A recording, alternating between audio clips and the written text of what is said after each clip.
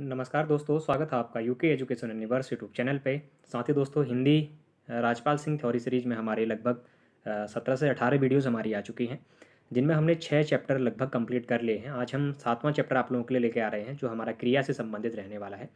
इस पर हम दोस्तों डिटेल में क्रिया के बारे में जानेंगे। राजपाल सिंह सीरीज में संज्ञा, सर्वनाम, क्रिया और विशेषण अलग से चैप्टर दिए हुए हैं, जिसपे से आपके संज्ञा, सर्वनाम और विशेषण तो हो गए हैं, और अब आज हम इसका जो लास्ट पार्ट है क्रिया, उस पर डिस्कस करने वाले हैं। उसके बाद हम नेक्स्ट चैप्टर पे बात करेंगे। तो दोस्तों आप लोग जब थ्योरी सेशन देखते हैं तो उसके बाद एक बार आप लोग जो एमसीक्यूज हमारी सीरीज पहले से बनी हुई है राजपाल सिंह की, उसकी अलग से एक प्लेलिस्ट बनी है, उस पर जाके जो चैप्टर आप पढ़ते हैं उसके प्रश्नोत्तरी रिवीजन सीरीज या फिर एमसीक्यू सीरीज जो भी बनी उसमें है, आप लोग उसको जरूर देख लें। उस प्लेलिस्ट का लिंक मैं आपके वीडियो के डिस्क्रिप्शन पर डाल दूंगा। साथ ही जो हमारी ये हिंदी राजपाल सिंह सीरीज चल रही है, अगर आप लोगों ने पिछले वीडियोस नहीं देखे हैं तो उसके भी प्लेलिस्ट के लिंक मैं वीडियो के डिस्क्रिप्शन बॉक्स पर डाल दूंगा, आप लोग जाके वहाँ से वॉच कर सकते हैं। तो दोस्तों आज बात करेंगे हम क्रिया पे। अब क्रिया पे पहले जानते हैं कि क्रिया होती क्या है। तो दोस्तों एक विकारी शब्द है। अब मैंने आप लोगों को कहा था संज्ञा, सर्वनाम, क्रिया और विशेषण जितने भी हमारे हैं, ये चारों के चारों हमारे विकारी शब्द होते हैं, जिसे धातु के नाम से भी जाना जाता है। जो क्रिया है दोस्तों, हमारा क्रिया को ही हमारा धातु के नाम से भी जाना जाता है। किसी कार्य को करने या होने का बोध कराने वाला शब्द हमारा क्रिया कहलाता है। जैसे पीना, खाना, रोना, दौड़ना, हंसना, ये सारे हमारे किसके उदाहरण हैं? क्रिया के उदाहरण के रूप में जाने जाते हैं। अगर देखा जाए तो दोस्तों, अगर सेंटेंसेस अगर हम बनाएं, अगर कोई वाक्य बनाएं तो नेहा गा रही है, यानी कि गाने का कार्य कर रही है, तो क्रिया कर रही है। उसी तरीके से बच्चा खेल रहा है तो बच्चा खेल रहा है, यानी कि खेलने में उसका कर रहा है, खेलना उसकी एक क्रिया हो जाती है। अगर दोस्तों देखा जाए तो उपयुक्त वाक्यों में गा रही है, खेल रहा है आदि शब्दों से किसी कार्य के होने का बोध हो रहा है, अतः ये सभी शब्द क्रिया के उदाहरण के रूप में जाने जाएंगे। अच्छा दोस्तों, अब धातु पे जानते हैं सबसे पहले। तो देखिएगा, क्रिया को धातु भी कहा जाता है। तो धातु देखिएगा, क्रिया के मूल रूप मूलांश को धातु कहते हैं। दोस्तों क्रिया का जो मूल रूप या फिर मूलांश जो होता है हमारा, उसी को हम धातु कहते हैं। अर्थात जिस मूल शब्द में विकार होने की क्रिया बनती है उसे हम धातु कहते हैं। धातु प्रायः क्रिया के सभी रूपों में पाया जाता है। धातु के अंत में न जोड़ने से जो शब्द बनता है उसे हम क्रिया साधारण रूप कहते हैं। अच्छा दोस्तों, जिनके अंत में हम क्या मानेंगे, अगर कोई धातु है, धातु के अंत में यदि अगर हम न जोड़ दें तो न जोड़ने से जो क्रिया उसमें बनेगी, जो उसे हम क्रिया का साधारण रूप कहेंगे। तो देखिए, जैसे जाना है, खाना है, पीना है, सोना है, खेलना है, तो हमने इसमें क्या जोड़ा? न जोड़ा, तो न जोड़ने से इसमें क्रिया का भाव प्रकट होने लगा। फिर देखिएगा, इन सभी साधारण रूपों के अंत में लगे ना को निकाल देने के बाद क्रिया जो रूप मूल रूप बचता है उसे हम धातु कहते हैं। जैसे अगर मैं लिख कहूँ और उसके बाद अगर मैं ना उस पर लगाऊं तो लिखना हो गया। लिखना एक क्रिया है दोस्तों। अगर लिख कहूँगा तो लिख आपकी क्या हो जाएगी? एक धातु या फिर मूल धातु हो जाएगी, और ना अगर मैं उसके साथ लगाऊंगा तो आपका लिखना यानी कि एक क्रिया हो जाएगी। उसी तरीके से हमारा पाना है, जाना है, इसमें क्रमशः लिख, पा, जा आदि शब्द मूल रूप या धातु रूप है। अब क्रिया 3 प्रकार के शब्दों से मिलकर बनती है। अच्छा दोस्तों, अगर देखें तो क्रिया कितने प्रकार के शब्दों से मिलकर बन रही है? तो 3 प्रकार के शब्दों से मिलकर बन रही है। अच्छा, वो 3 प्रकार कौन कौन से हैं? पहला तो धातुओं से मिलकर बन रही है, जो धातु का मैंने इससे पहले आपको बता चुका हूँ। जैसे लिख, धन, ना अगर आ गया तो लिख आपका धातु है, और ना आपका अगर जोड़ेंगे उसके साथ तो आपका लिखना क्या हो जाएगा? आपका एक क्रिया शब्द हो जाएगा। अब कहते हैं कि क्रिया 3 प्रकार के शब्दों से बनती है। कहता है धातु से, संज्ञा से और विशेषण से। अगर दोस्तों देखा जाए तो जैसे धातु अगर बोले तो खा, पी, खेल, अगर इसके साथ हम ना का प्रयोग करें तो ये क्या हो जाएगा? हमारा क्रिया के रूप में बदल, इसका परिवर्तन हो जाता है।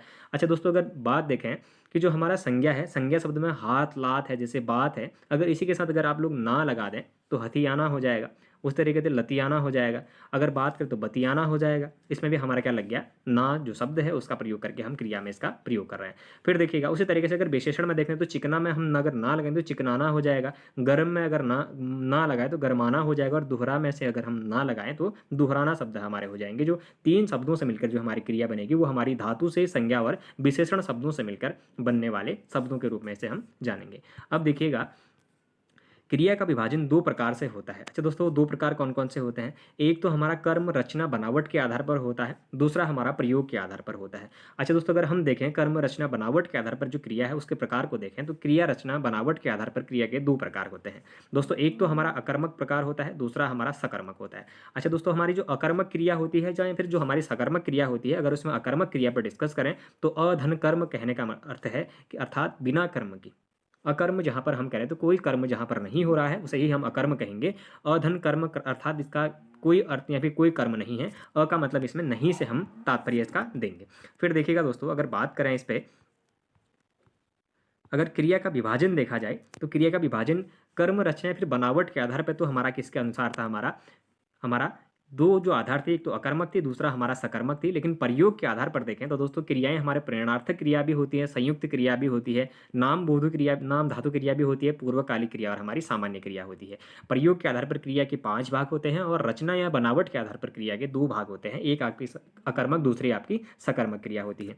अच्छा दोस्तों, उसमें अगर डिटेल में बात करें तो देखिएगा, जिस क्रिया के व्यापार का फल कर्ता पर पड़े उसे अकर्मक क्रिया कहते हैं। यानी कि कोई कार्य किसी व्यक्ति ने करा लेकिन उसका फल उसी व्यक्ति पर अगर पड़ गया तो हम उसे क्या करते हैं, उसे हम अकर्मक क्रिया कहते हैं। अगर सिंपल लैंग्वेज में अगर इसको जाने दोस्तों तो क्या कह रहा है कि जिस क्रिया के व्यापार का फल कर्ता पर पड़े उसे हम अकर्मक क्रिया कहते हैं। अकर्मक क्रियाओं को कर्म की आवश्यकता नहीं पड़ती है। जो दोस्तों जो अकर्मक क्रिया है उसको हमारे कर्म की आवश्यकता नहीं पड़ती है। अगर राम रोता है मैं अगर कहूँ तो राम क्या है, इसमें हमारा एक राम का रोना उसमें एक क्रिया बताई गई है, यानी कि कर्ता आपका राम हो जाएगा और उसका रोना आपकी क्या हो जाएगी, क्रिया हो जाएगी। तो राम रोता है तो प्रभाव किस पे पड़ा, उसका खुद राम पे पड़ा, तो ये हमारी कैसी क्रिया हो गई, एक अकर्मक क्रिया हो गई। अगर उसके बाद देखें तो पक्षी उड़ रहे हैं। अब दोस्तों इसमें हमारे पक्षी जो है वो करता है और उड़ना उनकी क्या है, क्रिया है। तो पक्षी उड़ रहे हैं अर्थात प्रभाव किस पर पड़ रहा है, तो ये हमारा पक्षी पे ही पड़ रहा है, तो ये भी हमारा एक अकर्मक क्रिया के रूप में जाना जाएगा। फिर देखिएगा रेलगाड़ी चलती है।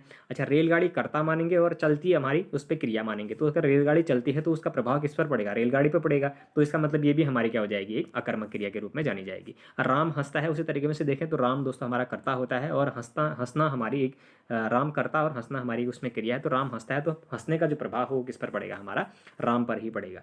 तो देखिएगा क्या कहता है कि उपयुक्त वाक्यों में रोता है, उड़ते हैं, चलती है, हंसता है क्रियाएं हैं जिनका प्रभाव फल सीधा कर्ता पर क्रमशः राम, पक्षी, रेलगाड़ी और राम पर पड़ रहा है। इन वाक्यों में कर्म नहीं आया है, अतः ये अकर्मक क्रियाएं हैं। अब कुछ अकर्मक क्रियाएं अगर देखें तो देखिएगा, सोना, होना, बढ़ना, अकड़ना, डरना, मरना, रूठना, दौड़ना, मुस्कुराना, लजना, बैठना, हंसना, उगना, जीना, पिसना, रोना, ठहरना, चमकना, डोलना, घटना, जागना, बरसना, उछलना, कूदना, फांदना, ये जितने भी हमारे हैं दोस्तों ये सारे इनका प्रभाव किस पर पड़ेगा, तो कर्ता पर पड़ेगा। अगर कर्ता पर कभी अगर प्रभाव पड़ रहा है तो फिर वो क्या हमारी अकर्मक क्रिया है। अच्छा ध्यान दें, यदि प्रश्न करने पर हमें क्या, किसे, किसका आदि का जवाब ना मिले तो वह अकर्मक क्रिया होती है। अच्छा, जब हम प्रश्न कर रहे हैं तो प्रश्न करते समय हमें क्या, किसे या किसका, अब प्रश्न करेंगे तो क्या, किसे, किसका ही हमारे शब्द आते हैं। अगर इन शब्दों का जवाब अगर हमें नहीं मिल रहा है तो फिर वो कैसी क्रिया है, हमारी अकर्मक क्रिया है। किंतु हमें प्रश्न करने पर कौन का उत्तर मिल जाता है तो उपयुक्त वाक्य में प्रश्न करने पर हम क्या, किसे, किसका यदि आदि उत्तर नहीं प्राप्त होता है किंतु कौन का जवाब प्राप्त हो रहा है, अतः यहाँ अकर्मक क्रिया है। ठीक हो गया। अच्छा, उसके बाद अगर देखें दोस्तों आगे तो सकर्मक क्रिया की अगर हम बात करें तो जिन क्रियाओं का फल कर्ता को छोड़कर कर्म पर पड़ता हो उसे हम क्या कहते हैं, सकर्मक क्रिया कहते हैं। अच्छा देखिएगा, मैं पत्र लिखता हूं, मैं इसमें कर्ता हो जाएगा, पत्र हमारा कर्म हो जाएगा और लिखता हूं मैं हमारी क्या हो जाएगी, क्रिया हो जाएगी। तो पत्र लिखना इसमें क्या हो गया दोस्तों, एक सकर्मक क्रिया होगी। पत्र को लिखता है तो पत्र कर्म पर इसका फल पड़ेगा, तो पत्र को लिखना इसमें क्या होगी, क्रिया हो गई। तो इसीलिए हम इसको क्या कहेंगे दोस्तों, एक सकर्मक क्रिया कहेंगे। अच्छा डिटेल में दोबारा से एक बार मैं फिर से बता रहा हूं, आप लोग समझिएगा। मैं इसमें एक कर्ता है, पत्र इसमें कर्म है और लिखता हूं इसमें क्रिया हो रही है। तो मैंने क्या कहा, सकर्मक क्रिया ऐसी क्रिया है जिसका फल जो है वो कर्ता को छोड़कर कर्म पर पड़ता है, उसे हम सकर्मक क्रिया कहते हैं। इसका मतलब ये है कि मैं इसका जो फल है वो ना मिलकर पत्र में इसका क्या मिलेगा, फल मिलेगा, तो हम इसे क्या कहेंगे, सकर्मक क्रिया कहेंगे। तो मैं पत्र लिखता हूं, मैं पत्र लिखना क्या हो जाएगी दोस्तों, उसमें पत्र लिखना एक क्या हो जाएगा, उसमें फल मिलेगा, लिखना तो आपकी पहले से क्रिया है, तो उसका जो फल है वो हमारा मैंने पढ़कर, इनकी कर्ता मैंने पढ़कर आपका पत्र में पड़ेगा, कर्म में पड़ेगा, तो इसे हम क्या कहेंगे, सकर्मक क्रिया कहेंगे। उसी तरीके से देखिएगा, अरविंद खाना खाता है, तो अरविंद आपका कर्ता है, खाना उसका कर्म और खाता है उसकी क्रिया है। तो अरविंद खाना खाता है, ये हमारी कैसी क्रिया हो जाएगी, एक सकर्मक क्रिया हो जाएगी। उसी तरीके से भंवरा फूलों का रस पीता है, तो भंवरा आपका क्या है, कर्ता है और फूलों का रस क्या है, फूलों का रस पीना उसका कर्म है और पीता है वो उसकी क्रिया है। अगर देखा जाए तो उपयुक्त वाक्यों में क्रियाओं लिखता हूँ, खाता है और पीता है सीधा फल प्रभाव कर्ता पर न पड़कर कर्म पर क्रमशः पत्र, खाना, फूलों का रस पड़ रहा है, अतः पत्र, खाना और फूलों का रस सकर्मक क्रियाएं हैं। ठीक हो गया।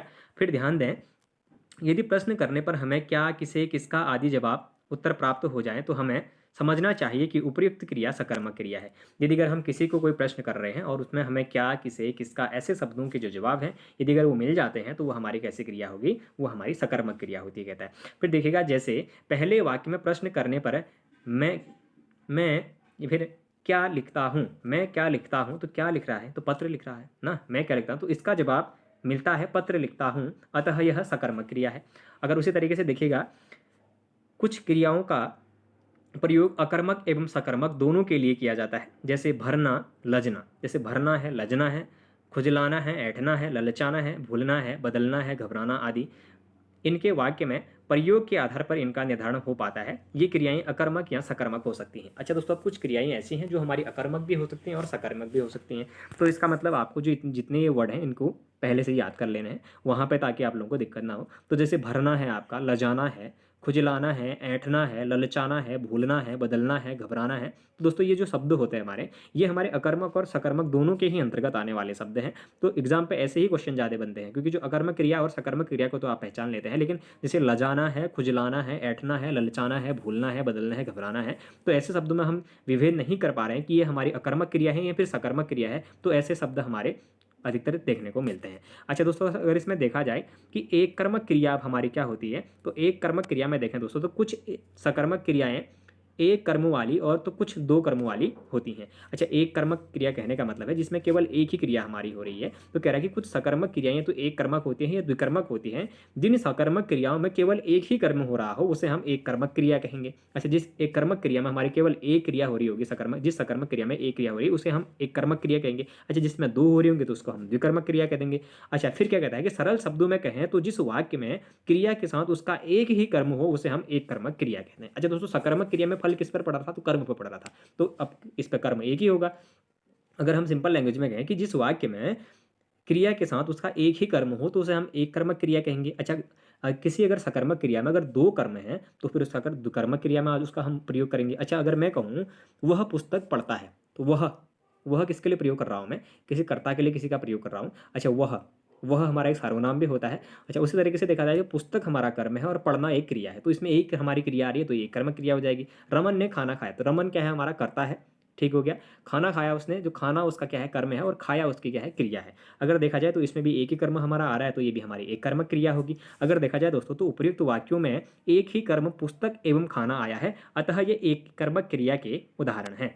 और उसके बाद देखें तो द्विकर्मक क्रिया हमारी क्या होती है, तो द्विकर्मक अर्थात दो कर्मों से युक्त जो सकर्मक क्रियाएं दो कर्मों वाली होती है उसे हम द्विकर्मक क्रिया कहते हैं। कहने का मतलब क्या है कि हमने एक कर्मक क्रिया में तो देखा दोस्तों जिसमें एक ही कर्म हो रहा है और एक ही बार उसमें क्या हो रहा है, कोई कार्य हो रहा है, तो उसे हम एक कर्मक क्रिया कहेंगे। अब इसमें क्या होगा कि द्विकर्मक क्रिया जहां पर आएगी तो कहने का मतलब है इसमें दो कर्मों युक्त हमारी कोई क्रिया होगी जो सकर्मक क्रिया के दो कर्मों वाली हमें प्रतीत होगी। अगर उनमें द्विकर्मक क्रिया उसे हम क्या कहेंगे, द्विकर्मक क्रिया कहें, तो दोस्तों देखिएगा अगर उसमें हम एक एग्जाम्पल देखें तो अरविंद ने निरंजन को पुस्तक दी। अब देखना, अरविंद ने निरंजन को पुस्तक दी, तो अरविंद तो आपका कर्ता हो गया, अरविंद ने। अब निरंजन क्या हो गया, निरंजन को पुस्तक देना उसका एक कर्म था। अब पुस्तक भी एक कर्म हो गया और निरंजन भी आपका एक कर्म हो गया और दी आपकी क्या होगी, क्रिया हो गई। तो इसमें क्या आ गया, आपके दो कर्म आ गए, एक तो निरंजन, दूसरा आपका पुस्तक आ गया। तो अरविंद ने निरंजन को पुस्तक दी कहने का मतलब ये है कि निरंजन और जो हमारा पुस्तक है ये दो आपके कर्म हो जाएंगे। अरविंद हमारा कर्ता हो जाएगा और दी आपकी क्रिया हो जाएगी। तो इसमें आपके दो कर्म आ रहे हैं, तो हम इसको क्या कहेंगे, द्विकर्मक क्रियाएं कहेंगे। फिर देखिएगा, शिवम ने राहुल को पैसे दिए। अच्छा दोस्तों, शिवम ने राहुल को पैसे दिए, तो इसमें जो शिवम है, शिवम आपका कर्ता हो जाएगा। राहुल को क्या दिए, राहुल आपका कर्म है, पैसे देना आपका एक कर्म है और दिए आपकी क्रिया है। तो राहुल ने शिवम को क्या दिए, पैसे दिए, तो इसमें भी हमारी द्विकर्मक क्रिया देखने को मिल रही है। अब सकर्मक के अंतर्गत जो द्विकर्मक क्रिया है वो हमारी शिवम ने राहुल को पैसे दी, तो ये हमारे इसमें दो कर्म देखने को मिलेंगे। उसी तरीके से देखिएगा, यहाँ वाक्य में दो कर्म निरंजन और पुस्तक एवं दूसरे वाक्य में राहुल और पैसे है। व्युत्पत्तियां रचना की दृष्टि से धातु दो भेद होते हैं। अच्छा दोस्तों, अगर देखा जाए तो व्युत्पत्ति रचना की दृष्टि से धातु के हमारे दो भेद होते हैं। अच्छा, वो दो भेद हमारे कौन कौन से होते हैं, तो दोस्तों एक तो हमारा रूढ़ या फिर मूल धातु होता है और दूसरा हमारा यौगिक या धातु क्रिया होती है। अच्छा दोस्तों, अगर रूढ़ या फिर रूढ़ कहने का मतलब है जिसका कोई खंड ना हो, और यौगिक कहने का मतलब है जो किन्हीं दो शब्दों से मिलकर बना हो, उसे हम यौगिक कहते हैं। अगर सिंपल लैंग्वेज में जाने तो रूढ़ या फिर मूल धातु को सबसे पहले जाने तो क्या कहता है कि रूढ़ या मूल धातु स्वतंत्र होते हैं, अर्थात ये किसी अन्य शब्द पर निर्भर नहीं होते हैं।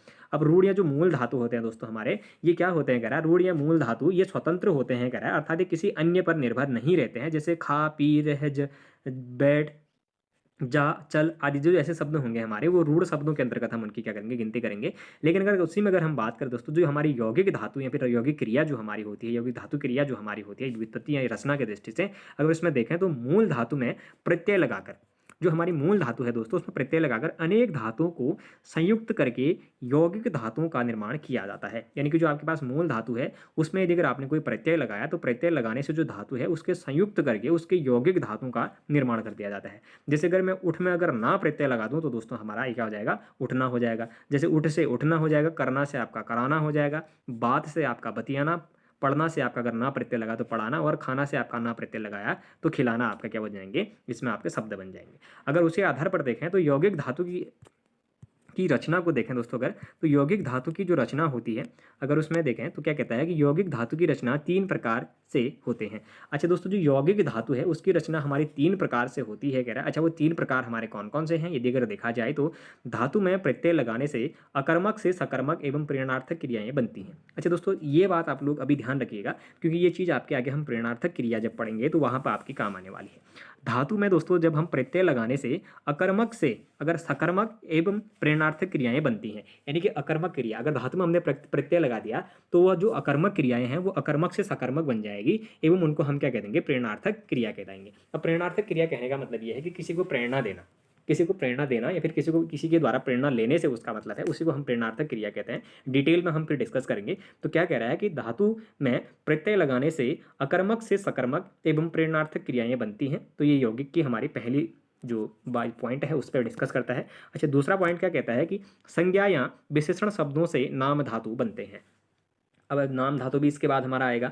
तो क्या कह रहा है कि जो संज्ञा या हमारे जो विशेषण शब्द होते हैं इनसे मिलकर हमारा क्या बनता है, नाम धातु बनता है कहता है। अगर उसी क्रम में देखें तो अनेक धातुओं को संयुक्त करने से या फिर मिलाने से क्या बनते हैं, हमारे संयुक्त क्रिया बनती है। अच्छा दोस्तों, जब अनेक धातुओं को हम मिलाएंगे तो यौगिक का मतलब ही वही होता है कि अनेक धातुओं से जब हम क्या करेंगे, संयुक्त मिलाने से तो संयुक्त क्रियाएं हमारी बनते हुए नजर आती हैं। तो दोस्तों ये हमारी रचना या फिर यौगिक धातु की रचना के आधार पर 3 आधारों पर बांटा गया। इसमें आपके जो इंपॉर्टेंट टॉपिक है वो आप लोग ये 3 जो आपके लास्ट में बने हैं इनको देखिएगा, क्योंकि आपके जो आगे जो क्रियाएं आने वाली हैं उसको समझने के लिए आपको ये पहले से याद होनी चाहिए कि धातु में प्रत्यय लगाने से अकर्मक से सकर्मक एवं प्रेरणार्थक क्रियाएं हमारी बनती हैं। ये लाइन आप लोग फिट कर लीजिएगा दिमाग में अपने की जो धातु है, धातु में प्रत्यय। अब दोस्तों धातु आपका जैसे खा है, खा में आपने अगर ना लगाया तो खाना आपका खाना खिलाया। अगर मैं कहूँगा कि मोहन ने रमेश को खाना खिलाया तो खाना खिलाना क्या था, एक प्रेरणार्थक क्रिया था ना।